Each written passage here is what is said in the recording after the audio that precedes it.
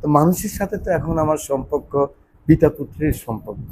আমি নিজে একবার 4.5 মাস জেলে ছিলাম। পুরো চিটাগাং ডিভিশনে I am only single candidate from BNP. এখানে আমি নভেম্বরের 13 তারিখ থেকে উঠান বৈঠক শুরু করেছি। আমার দল বলে না যে তুমি ভোট করতে পারবা না। না, আমি তো আজকে ধরেন 28 বছর এখানে একদম জনরাজনীতি করতেছি।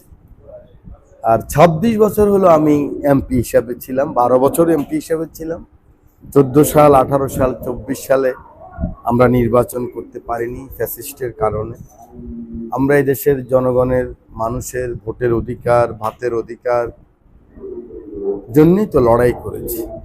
আমাদের কত খুন হয়েছে, গুম হয়েছে, বিএনপির 60 লক্ষ নেতাকর্মী মিথ্যা মামলায় হয়েছে, আমরা কত সন্তান হারিয়েছি। আপনি যেহেতু বিশেষ করে কমলনগর এবং রামগতির প্রশ্ন করছেন, এখানে মানুষের সাথে আমার আত্মার সম্পর্ক। আপনারা জেনে থাকবেন আমি কেন্দ্রীয় রাজনীতি করেছি প্রথম থেকে, ভেরি বিগিনিং। কিন্তু কেন্দ্রের কোনো পদ পদবি মানে বড় পদ নিতে হবে এমন কোনো চিন্তা ভাবনা আমি কখনো করিনি। আমি বিজনেস করেছি, আমি এমপি হওয়ার আগেই বড় ব্যবসা করতাম। আমি আমার বিজনেসগুলি কুইট করে দিচ্ছি, আমার ইন্ডাস্ট্রি কুইট করছি। কারণ 2001 সালে কুইট করছি।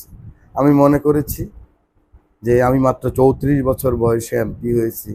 এখানে জনাব সিএসপি আব্দুর রব চৌধুরী, আসম আব্দুর রব সাহেব, মেজর মন্নান সাহেব, এত বড় বড় নেতা, আমার বাবার বন্ধু, ওনারা বাংলাদেশে, ওনারা সম্মানিত মানুষ। ওনাদের সাথে জনগণ আমাকে আল্লাহর সাহায্যে জয়লাভ করিয়েছে। আমরা মানুষের জন্যে আমি আমার জীবনটা কোরবানি করব। তখন আমার বাচ্চারা অনেক ছোট ছিল, 4-5 বছর বয়স বাচ্চাদের। আমি এই লড়াই সংগ্রাম, এই মেঘনাপাড়ের মানুষকে নিয়ে আছি। তো মানুষের সাথে তো এখন আমার সম্পর্ক পিতা পুত্রের সম্পর্ক, মা ছেলের সম্পর্ক, ভাই বোনের সম্পর্ক। এটা রাজনীতিবিদ হিসাবে আমি যতটুকু না এখানে মানুষের কাছে আছি, তার চেয়ে বেশি আছি তাদের দুঃখ, কষ্ট, বেদনা, অনুভূতি, তাদের কান্না, তাদের সুখ, তাদের হাসি, সবগুলির সাথে আমি মিলেমিশে আছি।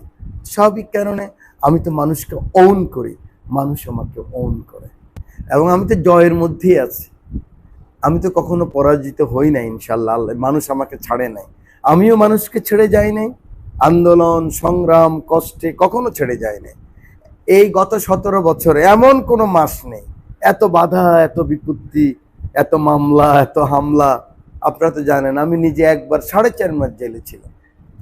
19 দিন আমি রিমান্ডে ছিলাম, 9 দিন ডিবিতে, 10 দিন মতিঝিল থানায়। এগুলি আমাদের নিত্য নৈমিত্তিক হয়ে গেছে। আমার কমলনগরে 9,000 লোক জেলে গেছে, রামগতিতে 4,000। এবং আপনারা জানেন আপনারা নিশ্চয়, এখানে আর কোনো কেউ নমিনেশনের জন্য কেউ কন্টেস্ট করে না, একজনও না।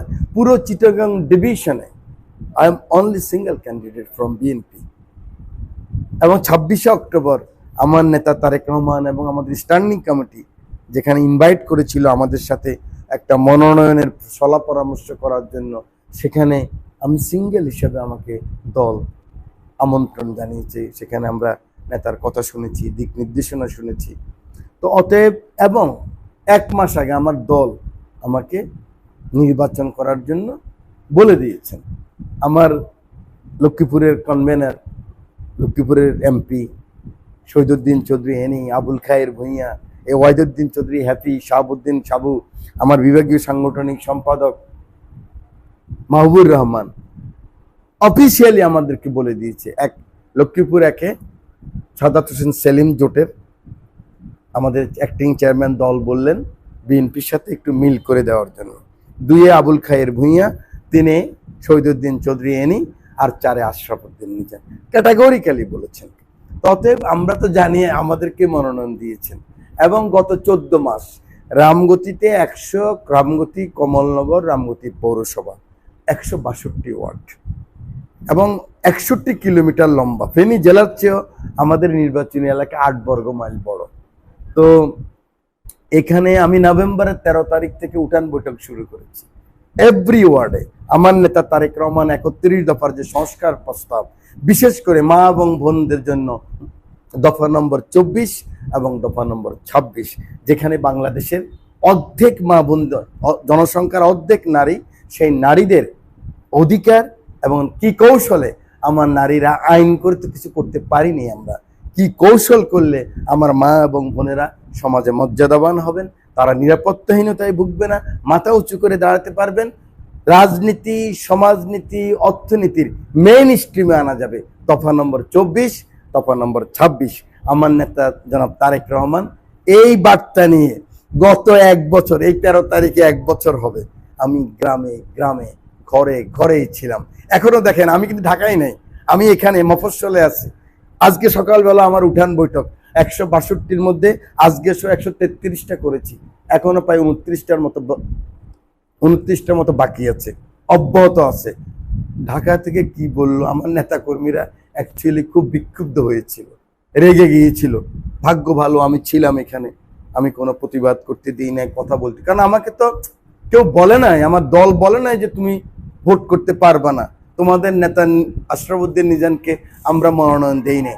জোটেরও তো একটা টেকনিক্যাল ব্যাপার আছে, দলেরও তো একটা টেকনিক্যাল ব্যাপার আছে।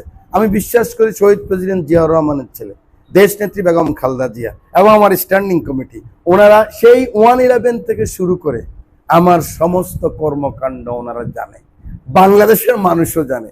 111-তে 198 জন এমপি ছিল বিএনপি, একমাত্র আপনাদের মেঘনাপাড়ের মফস্বলের এমপি আমি কিন্তু বেগম খালেদা জিয়ার সাথে 3 বার দেখা করেছি, জীবনের ঝুঁকি নিয়ে। 2 বার আর জিজিএফে আমাকে নিয়ে গেছে, ছেড়ে দিবে জন্য বুঝি নাই। আমি বলছি ভাই শুনেছি এটা দুর্নীতি বিরোধী অভিযান, এটা তো রাজনীতি বিরোধী না, এটিএম আমিনকে বলেছি আমি, এটা তো দুর্নীতি বিরোধী অভিযান। যদি দুর্নীতি বিরোধী হয় আর আমি যদি দুর্নীতিবাজ হয়ে নিয়ে যান, আর যদি রাজনীতি বিরোধী হন তাহলে তো আমাকে নিতে পারেন না। তো আমি সেখান থেকেও চলে এসেছি। আমার নেতা তারেক রহমানের কি দুঃসহ জীবন ছিল আপনারা জানেন। আমার নেতা তারেক রহমানের সাথে আমি দেখা করেছি, যখন আমি মাস্ক খুলেছি আমার নেতা অবাক হয়ে গেছে, ভয় পেয়ে গেছে আমার জন্য, মনে করছে ওখান থেকে নিয়ে যাবে।